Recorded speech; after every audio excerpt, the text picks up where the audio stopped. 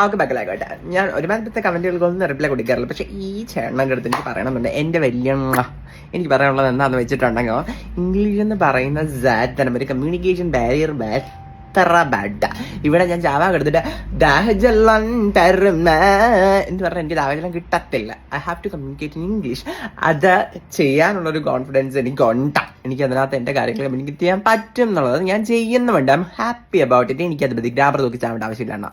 പിന്നെ കുഞ്ഞു പിള്ളേരുടെ അടുത്തും പേരൻസിൻ്റെ അടുത്തും എനിക്ക് പറയാനായിട്ടുള്ളത്, മക്കളെ പ്രിപ്പയർ ചെയ്യിക്കുക. പിന്നെ കുഞ്ഞുങ്ങളെ നിങ്ങൾക്ക് എപ്പോഴെങ്കിലും അവസരം കിട്ടുകയാണെന്നുണ്ടെങ്കിൽ ഇംഗ്ലീഷിൽ അങ്ങ് സംസാരിക്കണം. ഗ്രാമർ ഒന്നും നോക്കി പഠിക്കേണ്ട ആവശ്യമില്ല. ഇതുപോലത്തെ പല കെട്ടികളും വരും. നമ്മളെ മലയാളികളുടെ ഒരു പ്രത്യേകതയാണ്, അവരോട്ട് സംസാരിക്കത്തുമില്ല.